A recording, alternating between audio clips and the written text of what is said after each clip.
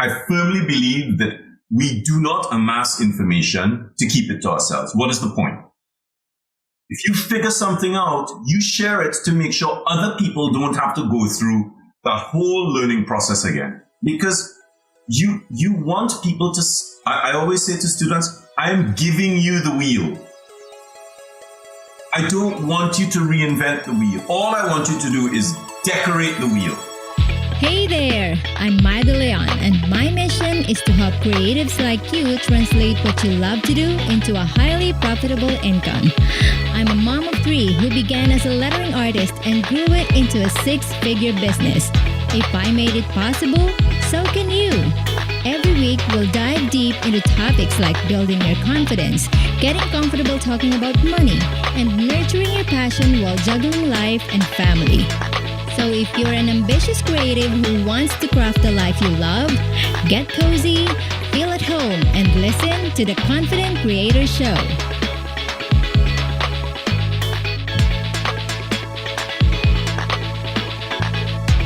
Paul trained as a scribe and heraldic artist and went on to study archaeological illustration with a specialism in ancient writing systems. A renowned calligrapher, he was one of the 4 Crown Office scribes who handwritten some of the laws of the UK onto vellum for signing by Her Majesty the Queen. His illustrative works on Egyptian hieroglyphs are housed in Metropolitan Museum in New York City. Alongside everything else, he also studied English, Palaeography, and Manuscript history. Paul's passion for the historical is something he shares with his team, and this is the basis for their application to the contemporary. Being one of the brilliant minds of calligraphy, Paul is also the proud author of Copperplate Script, a yin-yang approach which is an innovative simplification to the learning of Copperplate Script. And in this episode, we will talk about how he turned his passion for calligraphy into a profitable business that serves many famous brands around the world. So welcome to the show, Paul. Oh, thank you so much, Mai. Yeah, thank you so much for being here. I appreciate that you are here today sharing your time, because I know that it has been quite a stressful week for you with everything that's going on right now. And also, you told me you had just moved. Yes. So the move has been really quite a shock for us. We started. Tim retired this year, and because of COVID, I started teaching online because I lost all my. For 2019, I had a full year of classes booked. 2020, full year of classes booked. Wow. And then COVID hit and all the classes had to stop. So I had to figure out a way to continue teaching. And because I've been teaching on Zoom for the last 6 months, Tim and I sort of decided, we didn't need to stay in London. We didn't plan to move to Portugal. We just it just sort of came up. And then we thought, why not move to somewhere hot? And, there are lots of positives for being in Portugal. The food is amazing. The people are lovely. Telmo's 10 minutes away from here, so that's great. So I get more support with the business. But yeah, it's been stressful. It's still stressful trying to sort out all the utilities in a foreign language. But, we're managing. We'll get there. We'll get there. You will get there. I'm pretty sure of that. You are Paul Antonio after all. Well, I am thankful that you're giving us your time today. And given that you are one of the most prolific calligraphers out there, I know a lot of people know about you already. But for the sake of our listeners and those who might be hearing about you for the first time today, would you mind sharing a bit of how your creative journey started for you? Okay, so I started calligraphy when I was 9. Wow, that really? My brother and I used to trace typefaces, just to keep out of trouble. And one day he came home and he had traced an Old English font from the Letraset book.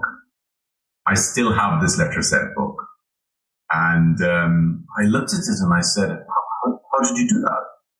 He said, like we always do it, we do the outline and we fill it. And I could see that if you had a big pen, and I said to him, yeah, but you can write this. Look, this is the same kind of shape.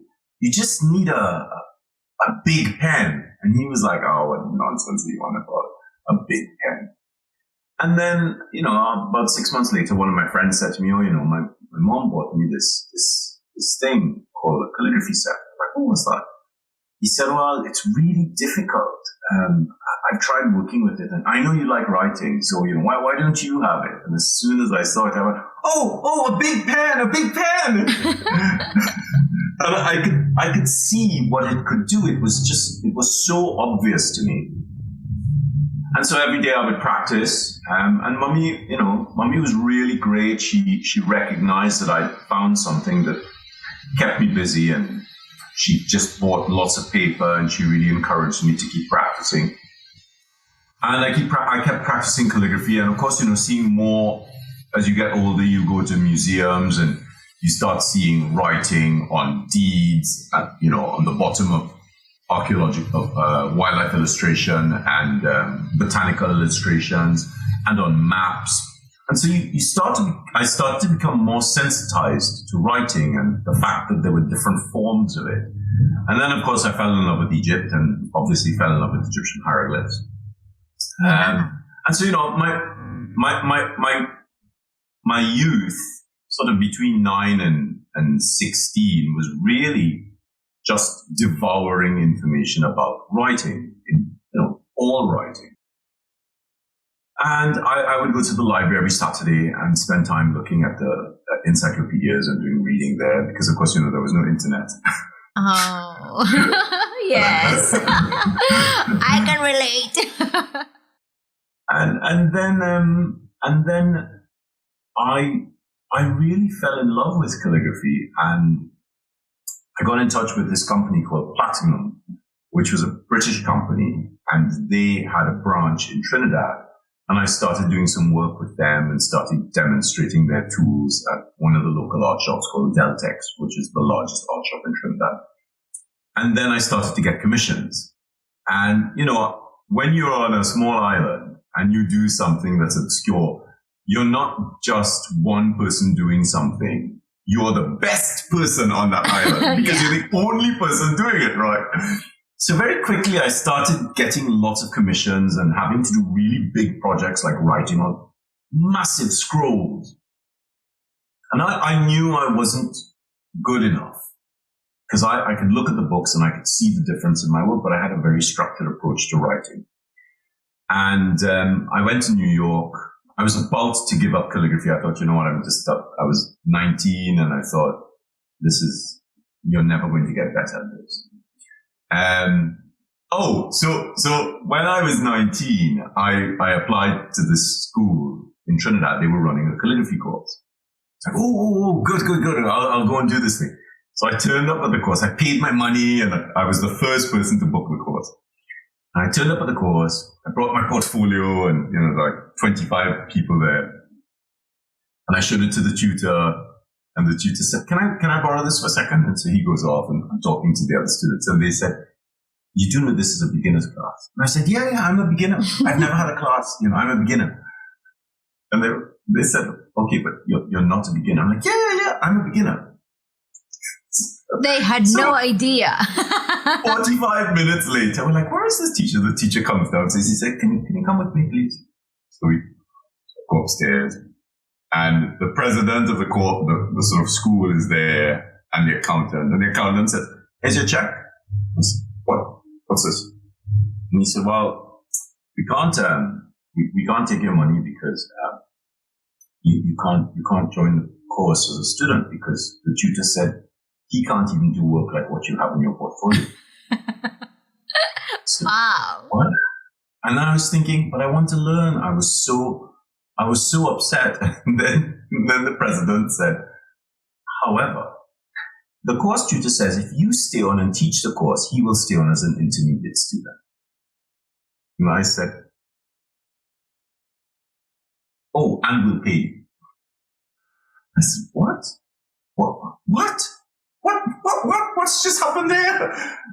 And so I said, but I've never taught this. I don't know how to teach this. And he said, okay, I've taught a little bit of it. I can help you. He said, but I've never seen work like yours. I wouldn't even know where to start. So we had to go downstairs and explain to the students what we were going to do. And so I was teaching geography at that time. I was sort of doing my degree in geography and teaching as well on this sort of teacher training course.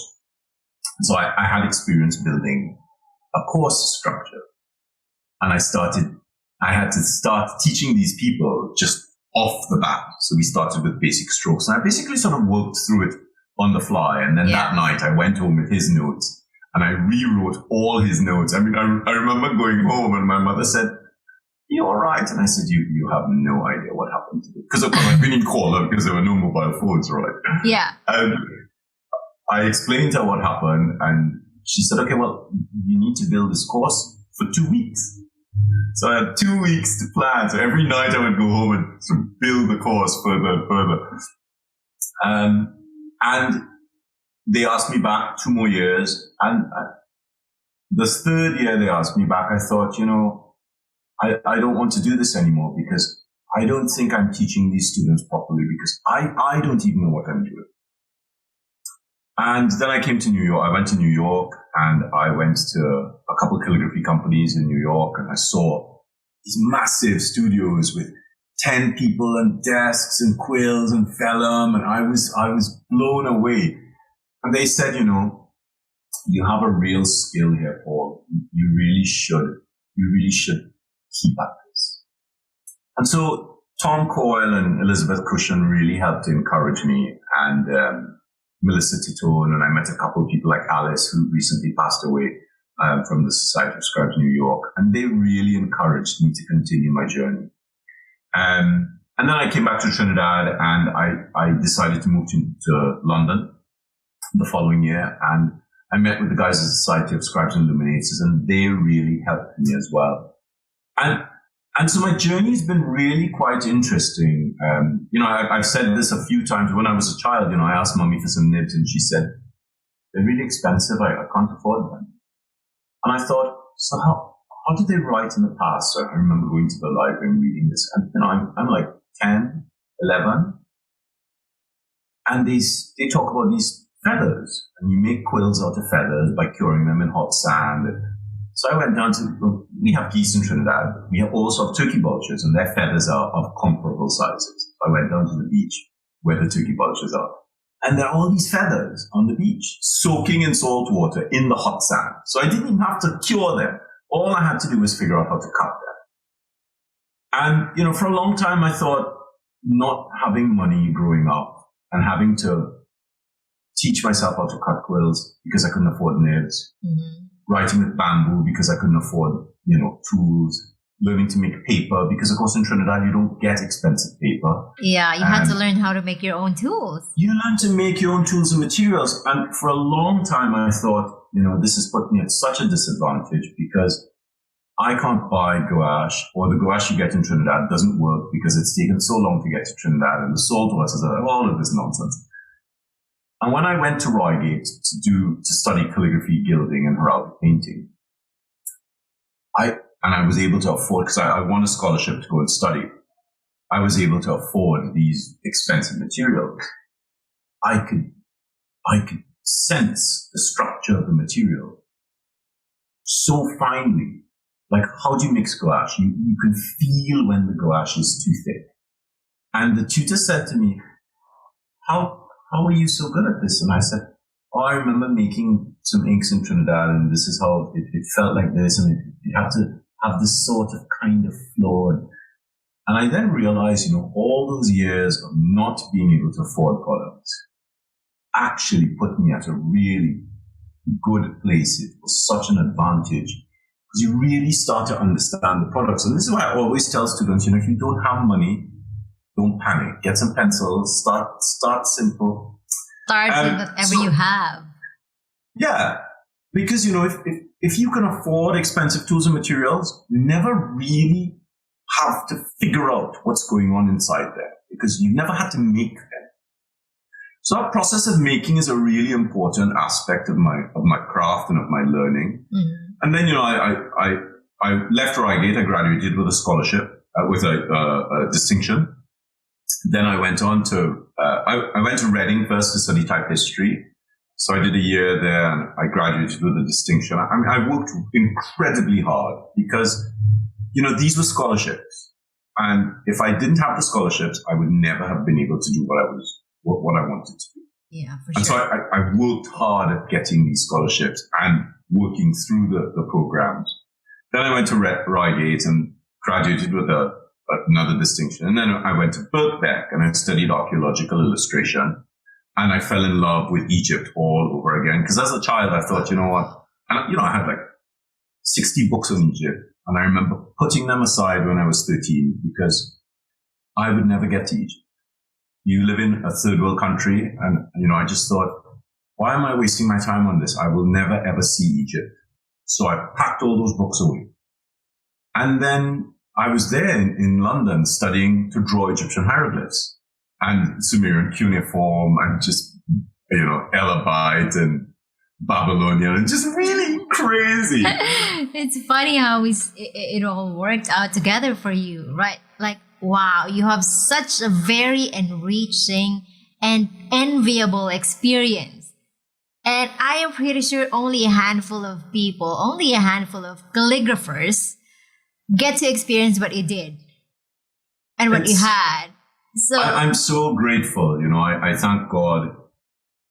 I thank God all the time for my gift and my ability to actually sit and study with it. Because, it's one thing to be talented. It's a very different matter to apply it. yes. And, to make sure that you nurture it and to make sure that there are people in your life who help you to nurture it. Yes, exactly. Because it's very easy for people to say, oh, but you're talented. That's great. You need somebody to actually say, yes, you're talented, but you need to work harder. You need to get better. Yeah. You need to persevere. And that's been, I've been really fortunate to have lots of people in my life who have, who the universe has magically sent them to me. Yes. So I feel really blessed. I worked in a pyramid in Egypt drawing hieroglyphs for the Metropolitan Museum of Art. And that was because of the archaeological illustration. And I remember sitting on the top of that pyramid at the end of my 6 weeks in Egypt, looking out of the desert and just not believing what I had just done. It was really, really quite special. I think you have a lot of people supporting you because you are really hardworking. Yeah. Now, given that you have a lot of experience already in terms of letter forms, do you think you're still planning on learning or studying a couple more letter forms or probably different styles? Always. I'm always learning. Always be learning. But okay, so, I teach on Zoom. So we did this. So the beginning of the year, I thought, let's do copperplate script. I want people to understand my approach to copperplate script. And I always say it's my approach because the P-Scribe geometric copperplate is mine. I developed it. Oh, wow. It's an entirely new system to learn the script, which simplifies it in a way that, there is no guessing. Everything is in a place for a reason, and I explain every reason. And so we did the copperplate class, and I thought, the students need a little bit more support. So we did something called a catch-up class, where there was a 2-hour class, and for every hour we would take one group of letters. So we started off with A, M, V, W, and N. Now in my manual, I have A, M, N, V, and W, which is what most people say. But in my research, I realized that the N is not like the V or the W. It's actually different. So I had to switch those around to A, M, V, W, and N. And that's because of the learning and digging and really sort of concentrating on why is this shape just a little different? And so I helped the students to sort of delve. We did what I call a deep dive into the study of the script. Yeah. And it was amazing. Yeah, I'm pretty sure I am hearing that for the first time. And I have been lettering for like years. So hearing that there are still nuances in the script, like I don't know how you built it, but I'm pretty sure you've done it pretty well because you know from all the learnings that you have gotten from all the various letter forms that you have learned from. I'm pretty sure you have one of the few people I have not personally met online that truly understands what he is talking about. Thank you. Somebody who did not just learn it for a few years. You really developed and honed your skills and worked for it.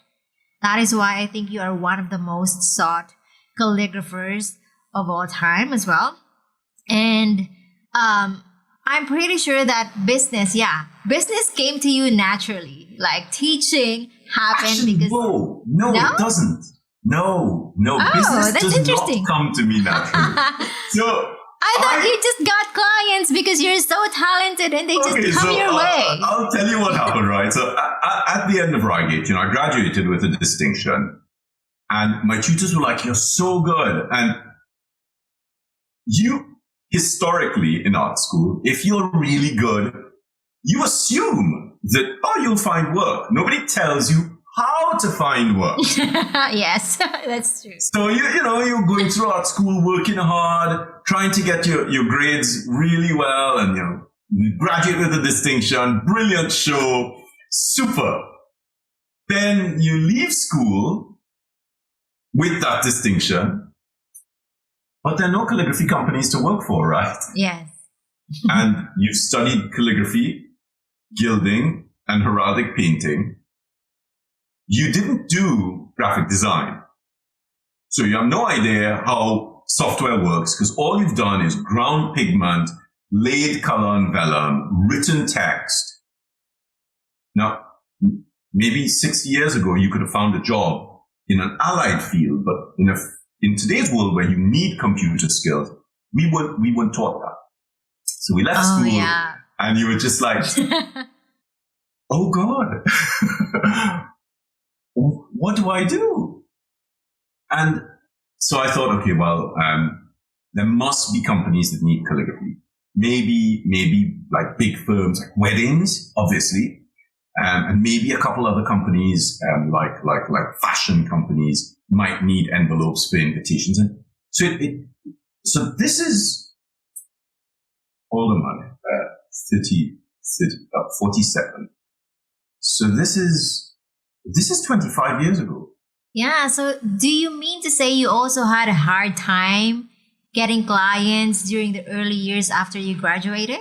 But in the early years, there wasn't really a need for calligraphy. Oh yeah, not a lot like we need now. Nowadays, you have tons of things that you could opt for to use calligraphy. But 25 years ago in London, a few companies were using handwritten things, not calligraphic. They were just nicely done. So I had to figure out where would I earn my living from. So I contacted some fashion houses and some PR companies and some wedding firms. And I then had to go in and work out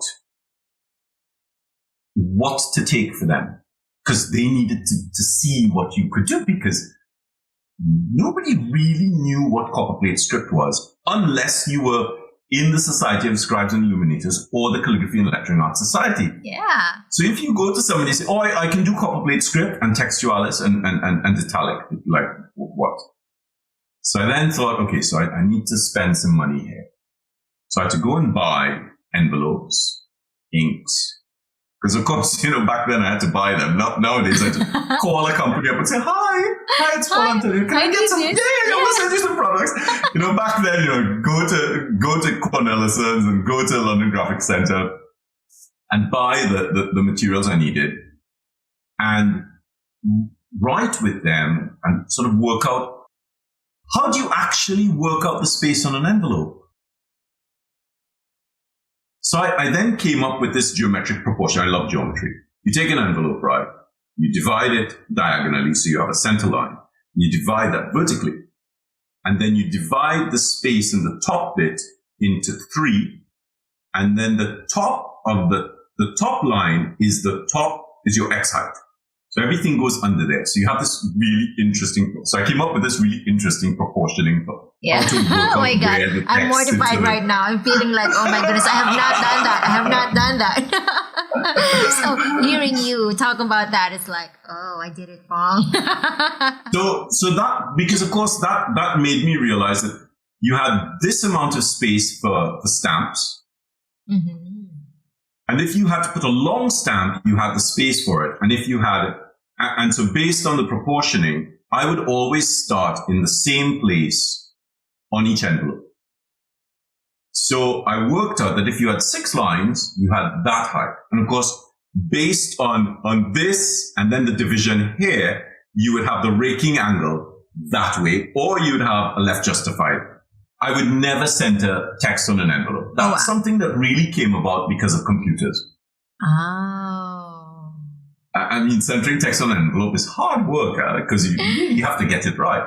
Yeah. So I started to think, how am I going to earn a living? I still had a little bit of money left over from the scholarship. And so I bought all these materials and I wrote up some envelopes and I basically pounded the pavement.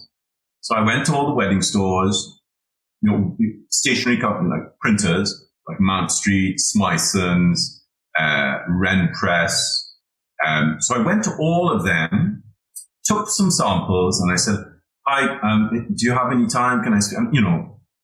Me 25 years ago is not me now. Yeah. You see, confident me now is not me 25 years ago. Me 25 years ago was, "Hi, can I speak to somebody? Does somebody have some time? I didn't make an appointment," and I was terrified. So I took the work in, and they looked at the work, and they were like, "Wow, well, we use 2 or 3 other calligraphers, but they don't do half of these scripts. Is there any chance that you can leave these with me?" I said, "Well, can I do some extras and send them back to you? I didn't have that much money that I could buy 100 envelopes. Could you give me some blank envelopes and maybe some invitations so I can make a set for you?" "Oh yeah, we could do that." So they gave me stuff, put it in a little bundle, and so then you made up a book for each wedding planner, each stationer. And I did some work for a client who knew Jenny Halpern, who ran Halpern PR. And she saw this piece of work at a friend's house, and she said, "Who is this?" And they said, "Oh, this is this guy, Paul Antonius." She got in touch with me. And so we have this job coming up for Joe Malone. And I said, "Okay." She said, "It's a big job though. She's having a big party. We need 2,000 envelopes." I said, "Yeah, I could do that." 2,000 envelopes? What's So 2,000 envelopes? Addressed the envelopes and the invitations. As soon as that went out, the PR girl at Tiffany's got one of them, and she called Halpern and said, "Who did this calligraphy?" And they said, "Oh, this guy, his name is Paul Antonio, and here's his number." So I get an email from Tiffany's saying, "We have an event coming up. Can you come in and see me today?" And I was like, "Okay, I'm on my way," because I didn't really have anything to do. So I only lived maybe 25 minutes on the tube. So I took whatever little stuff I had. I actually took some ink as well and nibs, and I said, "Okay, so what would you like?" And she said, "Well, in those days, Tiffany's had a stationery arm as well. So you could get your stationery printed by Tiffany's." Wow. So she said, "What would you do on this paper?" So I did a couple different scripts. And she said, "Okay, well, I'll send you an email later." By the time I got home, she had sent 10 jobs for a sort of 2-month period, because they always did a little dinner, breakfast at Tiffany's. And that took off. And then, of course, more people started seeing the work. And I didn't train in business. All I wanted was a little desk in a corner somewhere to do my work. That's all I wanted. Yeah, you did it. And really, more people really well. started to see the work, and more people started to comment about it. Because, I'm very conscious about accuracy. The accuracy of the work is critical for me. The delicacy of the work is really important. And when you see something like copper plate script with that delicacy, and the other thing that's really crucial for how I write is smoothness of line. there are no shakes in my hairlines. So when you look at my work, it has this life to it that is smooth and clean, and the relationship of the hairlines is, that when I started developing the copperplate script, I realized that the hairline the thickest part of the stroke should really only be 6 to 7 times the width of a hairline. Wow. Because if the stroke, if the shade is more than 7 times, more than 8 times, generally I stick to 6. If it's more than 8 times thicker than a hairline, then it looks like you've gone hairline, press, rather than hairline and gently press. So all of this sort of, my crazy obsessive compulsive mind has helped me work with calligraphy You so must well. really love your geometry. I don't know, the measurement things. Oh my goodness, that is so fun. I thought it just all came out to you together because you started teaching even just came to you naturally. You were asked to teach. Teaching is something I've always done. Even as a child, I was lucky enough to be bright as a student, and I love helping. Yeah. So even when my mother said, I was talking to her about this, and my kindergarten teacher was saying to my mother, he finishes before everyone else because he's bright, but then he doesn't disrupt the students. He will go and help students who are struggling. Oh, are you having a problem? Sweet. No, look at it like this. Do it this way. What about this? And she said, he's such a born teacher, this child. And then, I eventually taught geography for 3.5 years. I loved teaching. Yeah. So teaching and sharing information is, I firmly believe that we do not amass information to keep it to ourselves. What is the point? I agree. If you figure something out, you share it to make sure other people don't have to go through the whole learning process again. Because you want people to, I always say to students, I am giving you the wheel. Yeah. And I don't want you to reinvent the wheel. All I want you to do is decorate the wheel. And that is so true. And do you agree that whenever you teach, you also learn something new? Because every time I do a workshop, I will always learn something new. And then I would teach that to the next batch of students. That was when I was hand lettering. It's nothing compared to what you were doing. Yours has been, I know, I have been amazed with your work for a long time. Oh, and I have obsessed so looking at your Instagram, which is, by the way, I'm going to have to ask you, when did you start getting into Instagram and getting all over the place in the internet? So what happened was, so the business started to grow organically because people were getting bits of work, and they were really impressed with the work. And I would never do shoddy work. There is an optimum speed. So I'll sort of talk about the business as well, so that people sort of understand how I thought about this. I would write out. So I found a way to merge a document, because nobody taught me this. You merge an Excel document into 2 columns of 5. So each page has 10 addresses. At the beginning of each page, addressing a document, writing an envelope list, I would write the date and the time. And when I finished that page, I would write the time.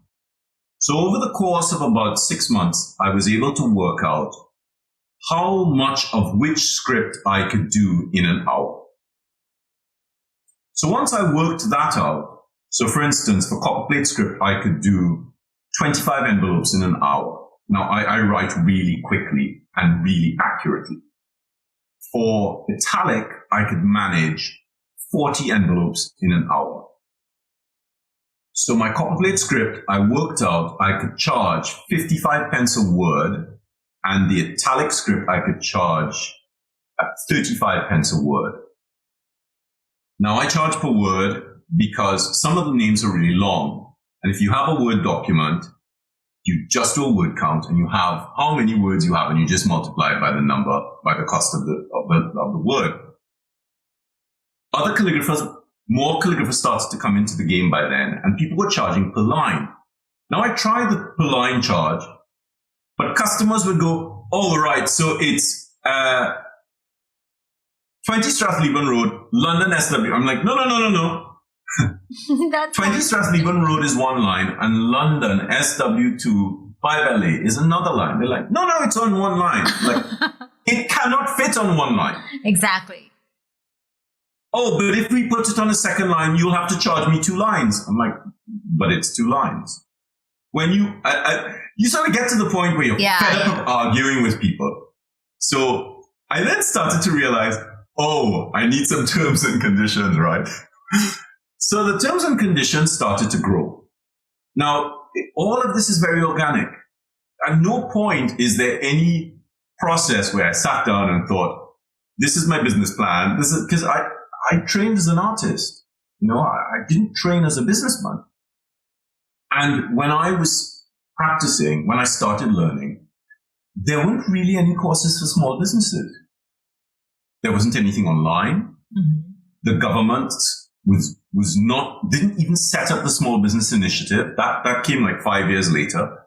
So all of it was really just, hoping and praying and crying.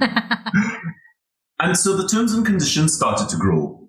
This is how the thing has to be laid out if you're sending a Word document. If you're sending an Excel document, this is how it's laid out. Here is an attached document to fill it. These are the scripts. This is their cost per word. If you want to know how much your job is going to cost, choose the script and do a word count in Word, and it will tell you. I don't even have to work that out for you. You can do it yourself. Which means if you want to write Harrods, Knightsbridge, London, it's going to cost you 3 words. But you could take Knightsbridge out because Harrods and London with the postcode will get to Harrods, right? So I was then trying to figure out how to get people to see things. Because as an artist, you think people can see things. Oh yeah, but this is a line in copperplate script. Oh, but what does an envelope look like? Well, extrapolate what the 3 lines would look like in your mind. Oh, I can't do that. So I then realized that I had to do an envelope and a place card.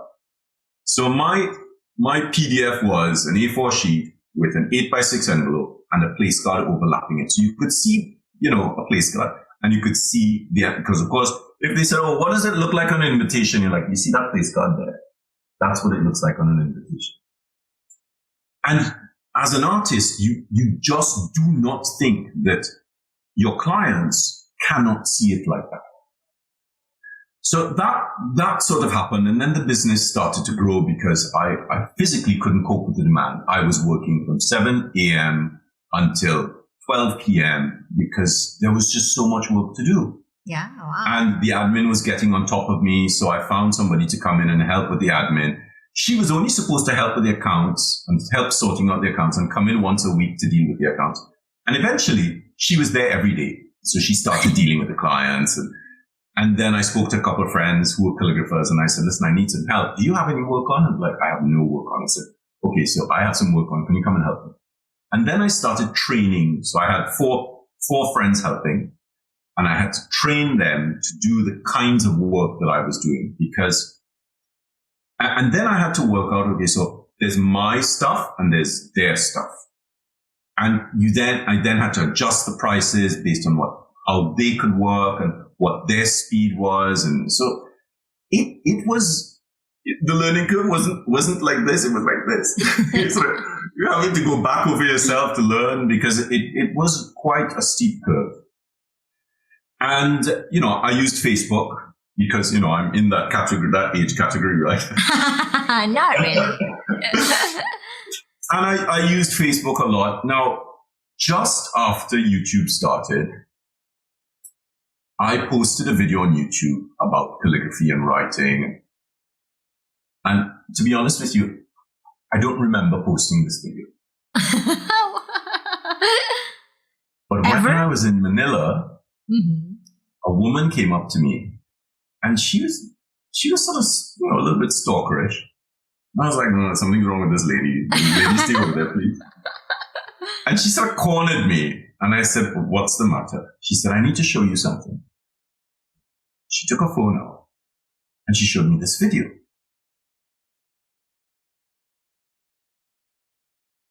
How do you have this video? She said, this is the first video you posted on YouTube. This was the first time I saw you. And I didn't realize that 20, 25 years ago, when I posted that video, that there wasn't really that much on calligraphy on YouTube. And I realized that, I had posted maybe 10 or 12 videos early on. And I had no idea of the impact it would have on other people's lives. Yeah. Because for me, I was just trying to share what I was doing, and my videos are never about me talking about me. They're always about how you can do something. Because I see no point in talking about myself in a video. If there's a video filming me writing, I want to show you how this is done so you can do it. And she said, I watched this video every day and it helped me to want to do calligraphy. I had kids. I stopped doing it because, I had to raise the kids. She said, but when I retired, you were the first person that I tracked down. So the social media side of it was something that I didn't anticipate. And then in Facebook, we had a business Facebook page and I had a personal page and I started a calligraphy group on Facebook for people to post things and just sort of have content so they could go and look at things and do research and put things in folders and that kind of thing. Then I moved from Clapham to central London to Chiltern Street because my clients needed me to be in town and there was much more client-based work. And I had to restart my group because the calligraphers who helped me, they decided to sort of go off on their own. And I remember sitting in the studio and I sort of turned to God and I said, I'm done with this.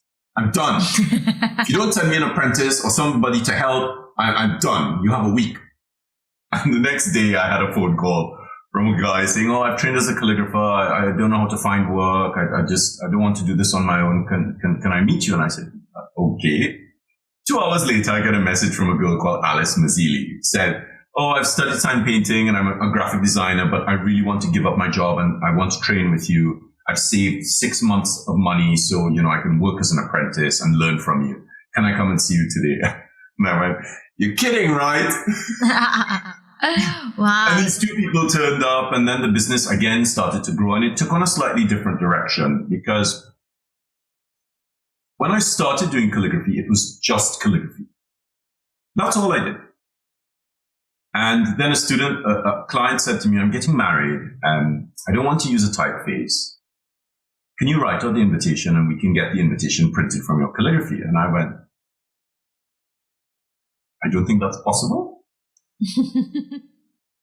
This is 20 years ago. And she said, it must be possible. And I said, okay. So I wrote out the invitation. I went to one of the stationers I worked with, Mount Street Printers. And I said, how can we do this? They were like, maybe we could put your work onto the plate and make a copy of it onto the plate and then photo engrave it. Like screen printing. Like screen print it with a resist so that when they put it into an acid bath, only the letters get eaten away. So they were like, we haven't tried this with hand lettering because the hand lettering is too rough. Mm-hmm. Can you smoothen it? And I said, if I smoothen it, it'll look like a font. Let's try and keep the roughness. So this was a whole new thing that we were trying to do. Because of course, they had litho printed stuff before, but they'd never really engraved hand calligraphy. So we sort of went down this route and tried this and got this to work, and it was glorious. Because historically, English roundhand, which gave rise to copperplate script. That must have been fulfilling. Yeah. Well, English roundhand is from the 18th century, and engravings from the 18th century. So to now take copper plate script from the 21st century and use an 18th century technique to produce the letters that would have been used for that script. The letters, the invitation was so beautiful. I remember them calling me and saying, "You have to come in." I was like, "Oh my God, they screwed up the job." So I went in and they said, "Look at this." And I was like, "Oh my God." And so we started producing stationery with hand-generated work. And then, of course, we started using Illustrator and Photoshop to then cobble the thing together. And so, all of this is 20 years ago. This is a very different environment to today. Mm-hmm. And so the stationery business took off in tandem with the calligraphy business. And that meant the more stationery I made, the more calligraphy needed to be done. Yeah. Because if you make a wedding invitation and it's 500 people coming to a wedding, you have to address 500 envelopes and put the names on the invitations and on the RSVP cards. So I was sort of creating work for myself, but not really having another couple me's to do it. So I then had to think, okay, so if we use a less expensive script for the envelope and a more expensive script for the invitation, I can get more work done and so on. So then I started getting friends to help. Then I moved to Chiltern Street. And then I had this, and then Alice, and I left Chiltern Street and I moved to Southwark, and I had a great team.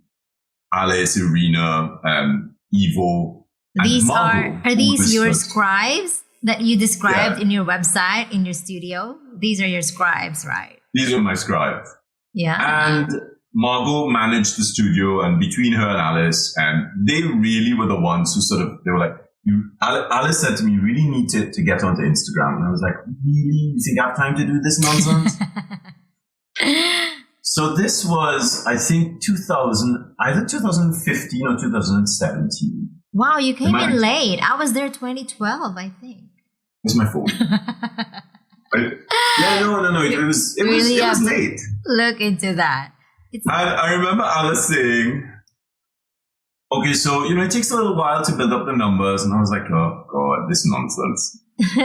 But you grew so fast on Instagram. So it was like... By the end of the day, she said, "You have 500 followers?" And I went, "What? How is that possible? Nobody knows that I'm on this thing." So we opened it up again, because my phone was always on the desk. Anybody could go and use my phone to check Instagram or to check, Facebook to see what was going on and reply to people if they needed to. So we were talking, we were doing some work, and Alice said, "You need to check this." And I went, let me finish this job. So I had like 200 envelopes to address. And by the end of it, I came back and she said, you have 1,000 followers. I was like, in a day. Does this happen? And Alice said, "This doesn't happen. I still only have 200 followers, and I've been on this for like a year." So I started posting a little bit more regularly. But then I sort of started to run into issues like, how do you post? Mm-hmm. So, of course, I didn't know anything about, handles or hashtags. But also, I didn't really care about handles or hashtags. We didn't care about those before. when I posted, I wanted to make sure that the post was visible in a way that you could learn from it. Because this is my focus. When I post something, how does it help you? Yeah, and I think that is one thing that made your work stand out on the platform. Because you posted differently than what other people were posting. Others were just sharing stuff. This is me, all about me, all about me, all about me. Yours, I saw your post early in the day and I was like, you are sharing stuff that you already know. So you're more like teaching already on the platform. And people are excited learning about new things from somebody who has actually done it and that did it really, really well. So, wow, that was a big and really, really fast growth. And that is something that a lot of people have been wanting. So if there's one specific thing that you could advise to people, especially who are growing on Instagram, what would you tell them? Why are people following you? That's your first question to ask. So I know for my Instagram, and I know this might not work for everybody else, but I share stuff because I want you to get better at what you're doing. So there's no point in me sharing stuff about, and so I eventually figured out how to post a story and then eventually how to post a reel, thanks to Gingy, because Gingy was like, you need to post reels. I'm like, how do you do this? How does this reel thing work? Because of course, remember when Instagram was only 30 seconds of a video? Yes. And you could barely write a letter. You were just like, oh my God. And I also firmly believed in not posting sped up videos. Oh, the time If you lapse. increase the speed of a video, you lose the connection with the writing. Now, around this time, I was also starting to delve more into my spirituality. And, I come from a very spiritual family. My mom's very religious. We used to kneel around the bed and read the Bible every night, and we would pray together. We'd go to church together. I sang in the church choir. I was one of the lead choristers in the church as well. So, I grew up in the church. But I also grew up with a very strong connection to the land. And my uncle, who died when I was very young, he was Buddhist. And so we, being a quarter Chinese and growing up in the West, we had this sort of synergy between Western religion and Eastern spirituality. Something I forgot about when I was in my teens and, when I was sort of in my 20s. And as I started to get older, so late 20s into 30s, I started to feel that something was missing. And so I started doing more research into healing, and I trained as a Reiki master. And I did theater, and I did a couple of courses in craniosacral therapy, which completely changed my life. And because of the singing, I also realized that breathing is intimately linked to the way we write. Most people hold their breath when they're writing. If you hold your breath when you're writing, the words will be stilted. If you exhale on the downstroke and inhale on the upstroke, it slows you down enough to allow the tool the time to do the work, and the breath generates the rhythm in the writing. So my ethos with teaching, with sharing information, is to help people get better. But it's also about connection. So I firmly believe that calligraphy is about connection. It's about you connecting to the work. It's about you connecting to the breath. It's about you connecting to your followers and really finding a way to help them. So if you want to grow your Instagram, you have to find something that is special to you, something that is really particular to you, that you love, that really, you talk about it and all your cells start to vibrate. And that's the thing to share, because that is unique to you. And don't share, if you're sharing something about how to do something, don't share step 1 and step 2 and then step 7 and 8. That's pointless. You want to share all the steps. So whoever is watching this can actually follow along and do it. And you also have to think, for those of us who've been doing this for a long time, there are always beginners coming into the game. Yes, always. So they don't have that knowledge. So you have to think like a beginner. Oh, remember when I picked up a pen for the first time, what happened? And you're like, oh my gosh, I knocked over the ink. I got ink everywhere. My mother nearly killed me. So start off with, okay, so the first thing you have to do is put the ink in a jar and put blue tack under it and stick it to the table. And beginners will be like, oh my gosh, that's a great idea, because you're helping them to not run through the problems that you've run through. Yeah. And as soon as your feed is about helping people, things will change. Exactly. Sharing beautiful work is one thing. It's nice to share, beautiful work. But when you are helping somebody to get better, to connect with their craft, they connect with you and they trust you because, you're giving your knowledge and your time and your energy.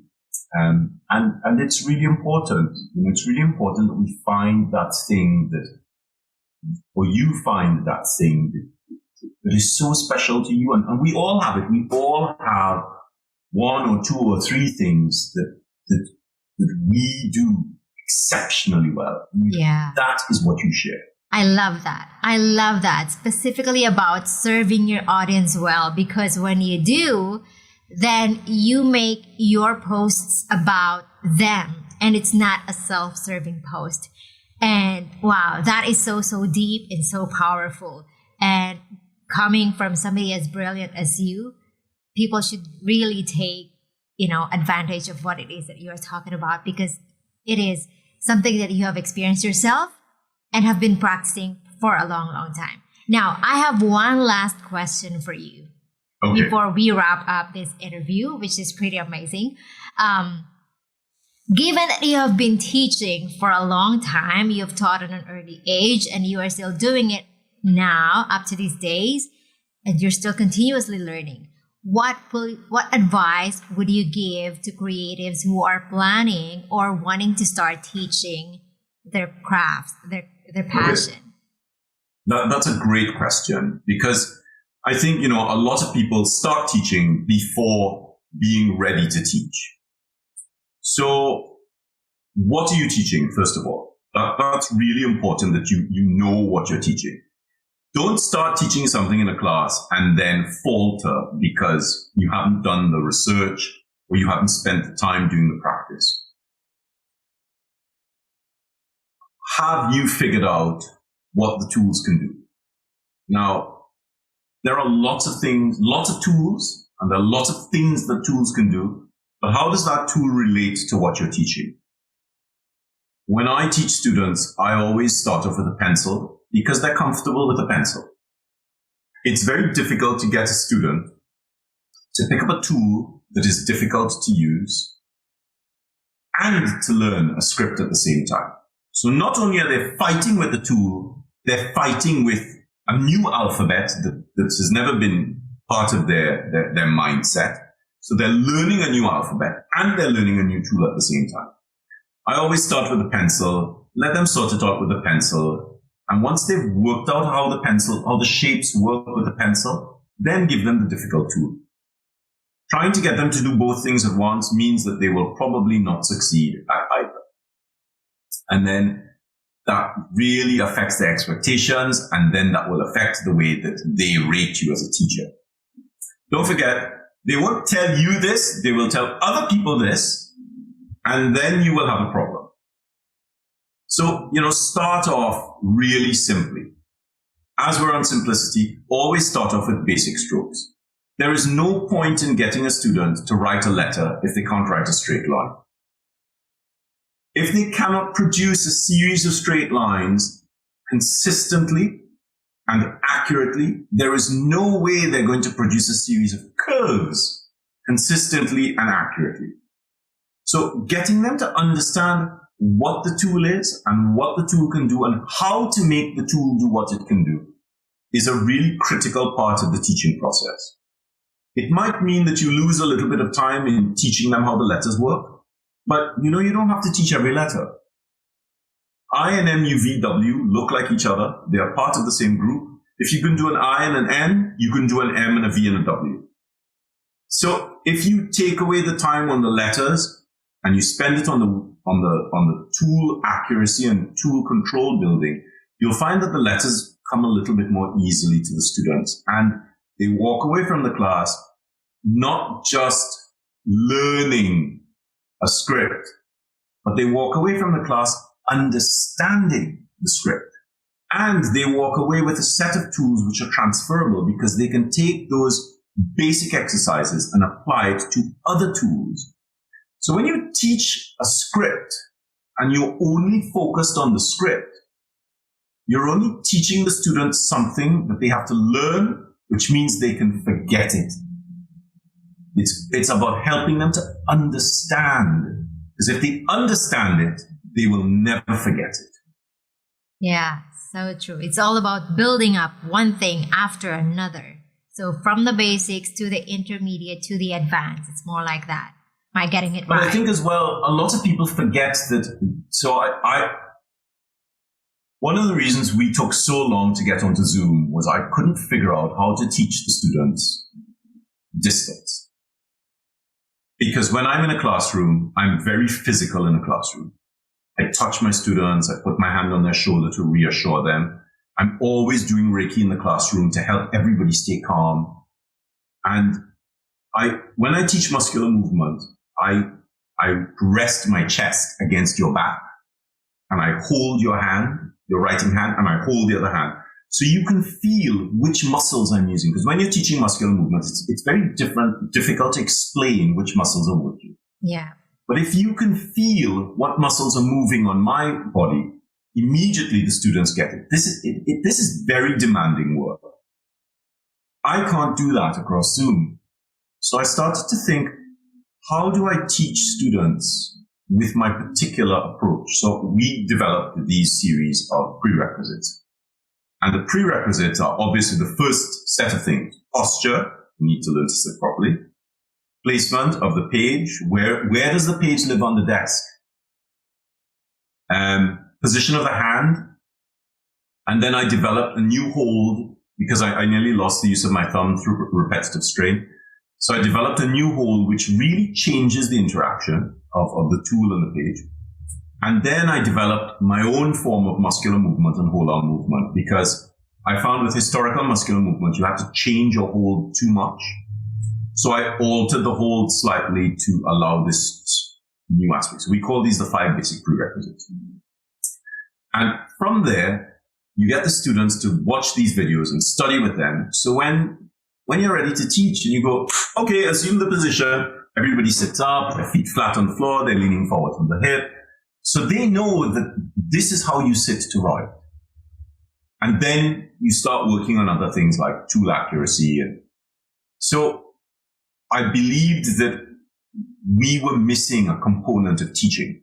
Yeah, and that will probably change even if this thing blows over. You know, this whole pandemic situation, that might have to change. Social distancing. but you know, because of the videos, you can go to the videos and study with the videos. And once you study with the videos, you're in a position to understand, right. And I've had so many people message me after studying with the videos to say, I've always suffered doing calligraphy. My back hurts, my neck hurts, my hand hurts. Now that I'm sitting correctly and I know where my hand is supposed to be on the table and I know where the page is and it's not too far away, I'm not in pain anymore. That's what my therapist told me. Yes. I developed myofascial pain syndrome because I did lettering and my posture is always wrong. And I was just sitting, crouching on the couch, and I'm with the paper and pencil. So everything just got worse. So now I cannot do lettering anymore. That is why I ended up teaching people how I do what I did. And it's really important, you know, the way we sit to write will dramatically affect what we produce. Yeah. So, yeah, that is brilliant. Oh, my goodness. We have learned a lot, not just from all of your experiences. Like, we have learned so much about copperplate calligraphy and all about teaching and sharing. You have shared so much with us today. So thank you so much, Paul, for graciously giving us your time. Now tell everybody in the audience who are listening right now, where can we find Paul Antonio online? Okay, so you can find me at PA Scribe on Instagram. Or you can find me if you do a search online for PA Scribe Scriptorium, you will find the PA Scribe School. And the school you can study, you can purchase the prerequisites.